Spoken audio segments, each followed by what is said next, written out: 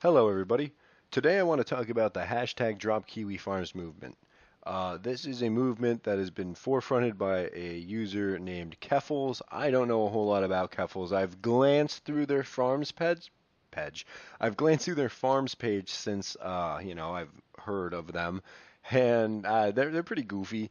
But what they're doing is annoying because it keeps bringing the farms down, and it made it annoying to finish my last video. So I wanted to touch on this because it has personally affected me. So this is a thread made by Null, and let's get right into it here. So this is a thread created by Null. So here we go. Hashtag Drop Kiwi Farms is a Twitter movement aspiring to dismantle this website. Uh-oh. The timeline. March 23rd, Keffals Clara Sorrenti gloats about high-profile political streamer Destiny being banned on Twitch. March 25th, Kiwifarms operator Null, that's me, that's Null, talks about Destiny's ban for less than 5 minutes on his podcast.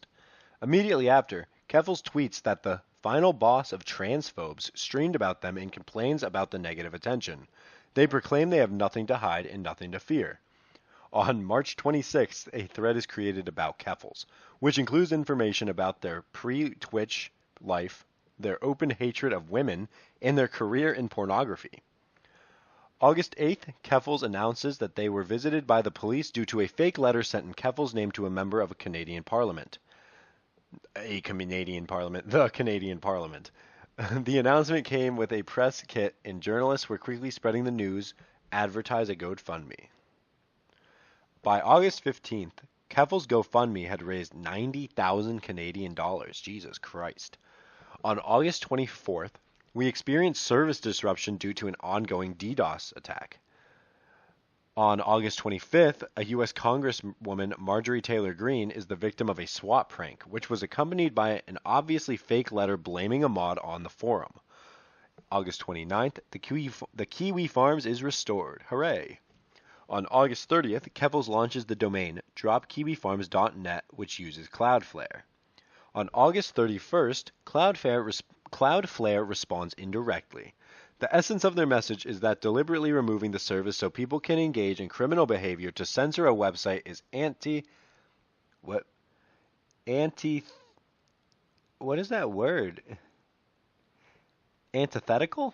I guess I've never used that word or heard that word. Antithetical to their company's business model, their ethics, and the interests of activists, minority organisms, and policy makers around the world. Objectives. The primary objective is to have Cloudflare drop the Kiwifarms.net from their service. Cloudflare is a cybersecurity company which protects websites from attacks. They offer a variety of service, but universally, Cloudflare customers benefit from DDoS protection. DDoS attacks saturate a website with fake traffic, which stop them from being able to respond to legitimate traffic. A DDoS attack is federally criminal under the Computer Fraud and Abuse Act. What Keffals is tactically admitting is that they want a legitimate service to drop a legal website so that they can engage in criminal behavior to shut it down. Will they do it? Maybe. We already use DDoS Guard on kiwifarms.ru as a backup, just in case. However, Cloudflare's company is about protecting legal websites from criminal behavior. To simply refuse to do this because some people complained seems contrary to their mission. Now there's a lot to unpack here, and we're going to start here with Keffals. Oh, Canada. Keffals has encouraged swatting. Keffals sponsors a website called the Do-It-Yourself Hormone Replacement Therapy Directory. And Keffals' friend Bob Posting runs this website, synthesizes hormones in their bathtub, teaches minors how to do it themselves, and helps send it to them in secret. Keffals plus company are in the business of peddling life-altering chemicals to socially isolated and confused teenagers. They are sexually gratified by pink-pilling young boys. We compile this information with independently operated archives into a thread. Then, we get called terrorists for it because it disrupts their business model. There is not a single post in this 1,000-page thread that encourages any criminal behavior. People still hold out hope you'd do your jobs. So, Keffals is a very interesting individual, wanting to take no blame for themselves, but they are doing some very nefarious things. The biggest being this promotion of do-it-yourself HRT. Um, it's just dangerous. It's not safe to synthesize chemicals. It's like cooking meth in a water bottle. You're not fucking Walter White. You're not gonna do that shit, right? You're gonna blow yourself up. Or you're gonna make some dirty shit that's gonna fucking poison you. It's just not a good idea. You're not a chemist. It's that fucking simple. Also, on top of that, these are minors. If I went through with every decision or idea of things I wanted to be and things I wanted to do, I'd be the fucking stupidest person in the world if I went through with those decisions I wanted to do when I was fucking 15, 16 years old. So she's really just promoting a very, it's going to ruin their lives. They're going to end up committing suicide or doing really hard drugs and living a not so great life because they made decisions when they were 15 on their own accord. Fucking children are dumb, and that's needs to be noted that this is not good. This is very, very bad. You can't make this kind of decision. Even adults make this decision, go through with it, and regret it. So it's you can't just let a child do it. And I mean, obviously, they're trying to help them do it in secret. So that's also, and this is another layer of how bad this really is. I mean, I don't understand how this person is taking the high horse on anything. These are the people that are talking shit about us Kiwi farmers. Number one, public enemy number one, Keffals Clara Sereni, former Canadian Communist Party member involved in adult entertainment as a fart fetishist T-girl. Now a Twitch streamer with a young audience. Admirable. Sponsors a directory for obtaining or synthesizing hormones intended for minors, hiding their transition from their parents. That's the worst for sure shit. Well, maybe not. There's one other thing I know is real bad. She operated a large private chat room called the Catboy Ranch, which had minors in it. Participants had customized animal collars honoring Keffals Ranch and declaring them property. Keffals can be seen publicly flirting with a 16-year-old. That's a 10-year age difference, folks. She was 26. After raising 100,000 Canadian dollars by claiming they were afraid for their life, Keffals took an immediate vacation to Ireland. A poster on 4chan's poll board posted a picture outside their apartment in Ireland. Despite this, Keffals has spent $1,400 on recording equipment for IRL streaming, which means strapping a camera to body and live streaming your exact position. Next up, we got Bob posting Chloe Elsevier Solanders. This is the DIY person. Runs the DIY HRT directory that Keffals financially sponsors and publicly advertises. Aggressive pusher of HRT to minors. Dangerous person. Operates a Discord for transitioning. Brags about pink pilling young boys and boasts account of over 1,000 minors. That's sad. Teaches children how to buy cryptocurrency so that they can buy hormones illegally and secretly. Provided instructions for brewing estrogen in the bathtub to half a dozen minors. Directly facilitates getting HRT from countries like Brazil. Keffals co-signs this behavior and directly assists in it. That's some fuck shit. That's some dark, dark fuck shit. Next, we got Liz Fong Jones, Liz the Grey. Friends of Greta Gustava and Nina Chabal, former chairs of nonprofit Trans Lifeline, sent an email from their Google.com email address to a service provider we used hoping to scare them into taking us down, because our website exposed that their friends might be embezzling money. Greta and Nina were later removed by their board of directors. Liz no longer works at Google and complains that the Kiwifarms make it harder to find work. LFJ walks around in public with a dog collar and tries to use copyright complaints to censor criticism of them. Wow.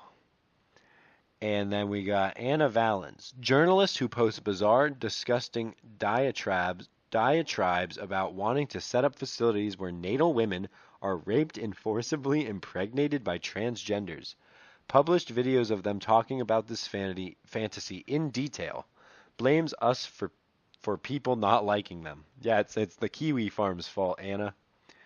Article by Women Are Human. And you guys can all check out the page. I'll link it in the description. If you want to click all these links, I'm just making this to go over generally what's been going on.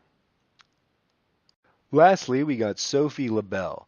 Labelle is a French-Canadian comic artist responsible for Assigned Male, a comic about prepubescent transgender children.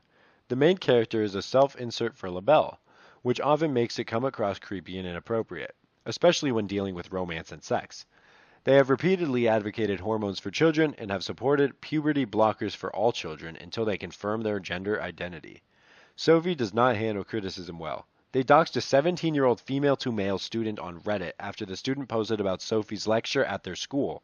Sophie generally does not like the female-to-males, and a prior art account of theirs ridiculed.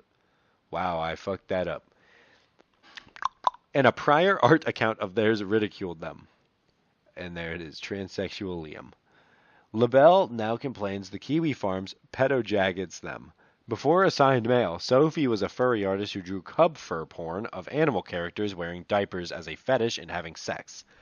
One image in particular was confirmed to be drawn from life, a traced image of furry in a diaper with a real child in a diaper, from their porn account. Interesting. We aren't going to read more, but that's very, very concerning. What a fucking piece of garbage. There have been a couple of people who have threads on the website who committed suicide. And this is being weaponized by Keffals to try to put more pressure on Cloudflare, saying this is a site that bullies people into killing themselves, when these are the 4 instances that hardly relate. So let's see. First, we have Chloe Segal. Chloe was a small independent game developer and transgender. They died by self-immolation, which means lighting yourself on fire in public, on June 22, 2018. Segal's death has been blamed on the Kiwifarms since it happened. The allegation is that deliberate harassment made their life so unbearable that they decided to commit suicide by setting themselves on fire. This is in direct contradiction to their own words. Chloe's spoken statement, as described by eyewitnesses, were about houselessness and a lack of mental health care in the United States. Very reasonable protest, and it's a crazy way to do it, self-immolation, but you look like a fucking god going out. Segal had very bad relations with the gay and trans community and had essentially been excommunicated from those circles before their death. They had been evicted from their home weeks before just committing suicide. They had launched several GoFundMes to crowdfunding living expenses but received almost no contributions. For various reasons, nobody wanted to talk to or help Chloe. When Chloe died, the same people tried to take the responsibility of their death and blame it on us. Chloe's thread had not received a post in about 8 months prior to the suicide. Doesn't sound like the Farms was involved, but it was blamed. Second up, we got Julie Terryberry. Julie was a Canadian woman and, contrary to the disgustingly sloppy and irresponsible journalism of mainstream publication, not trans. She died on June 30th, 2016 by hanging. Julie was in a physically abusive relationship with Mike Holland, a man 10 years her senior, who began dating when she was a 17-year-old. Julie Terryberry had expressed suicidal ideation before her threat on the Kiwifarms, and would threaten to commit suicide every time Mike Holland wanted to break up with their relationship.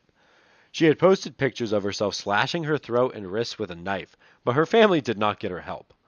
Mike Holland put her into pornography he produced himself, published it to the internet, and they had a public BDSM lifestyle, and Terryberry was referred to as an animal and Mike Holland's pet. She was made into an online prostitute and did cam shows for money. Julie Terryberry killed herself during a time in her relationship looked like it was ending. There was no note.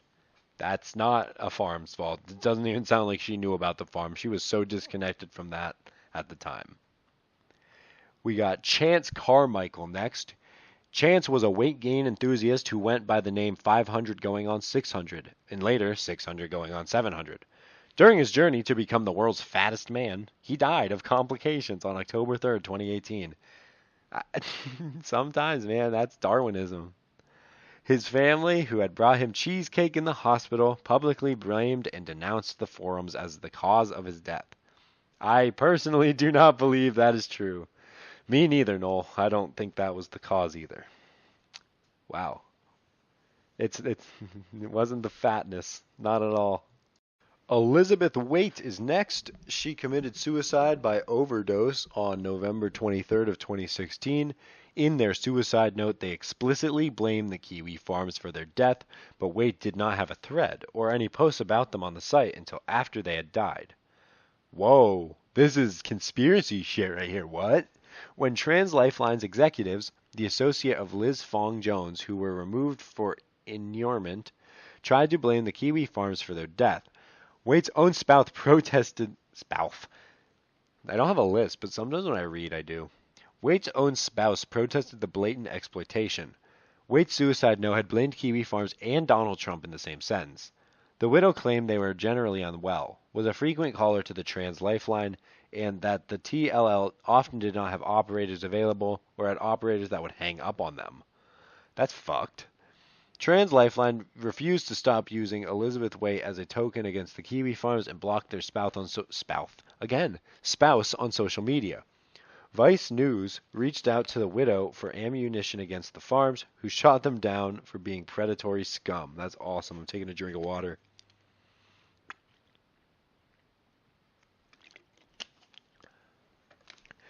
Bew, David Kirk Ginder. Bew emailed me on June 26, 2021. His demands were simple. Take down my inactive 13-page long thread, or I will kill myself.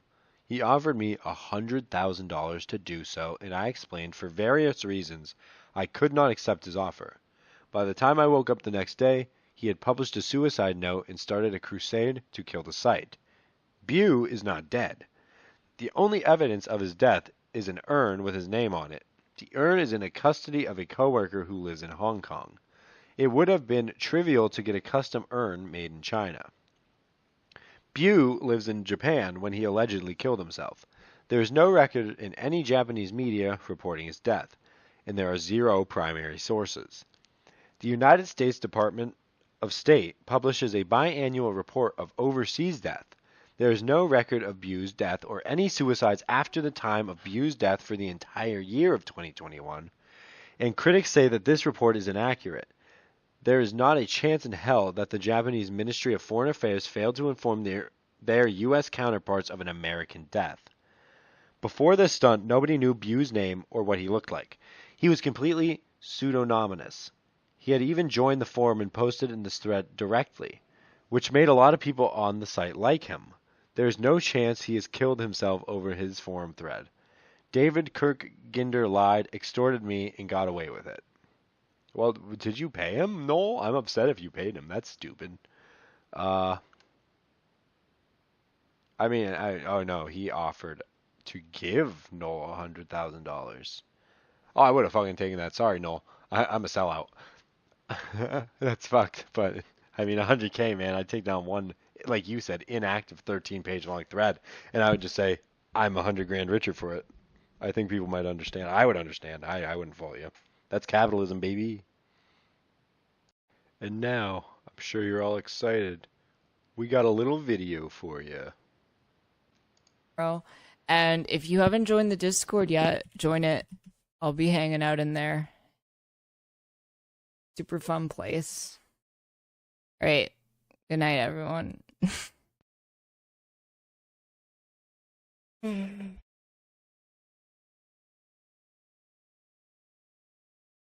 What the fuck was that shit? Why would she do that without taking the camera off? The fuck? Alright, she's a weirdo. Fucking touching herself on a stream. For no reason. She like smirked when she did it. It looked super intentional. Well, whatever. What a great way to what a great way to end the video.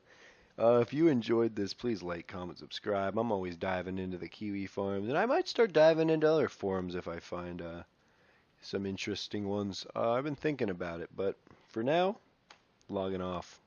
That was fucking lame. Alright, peace.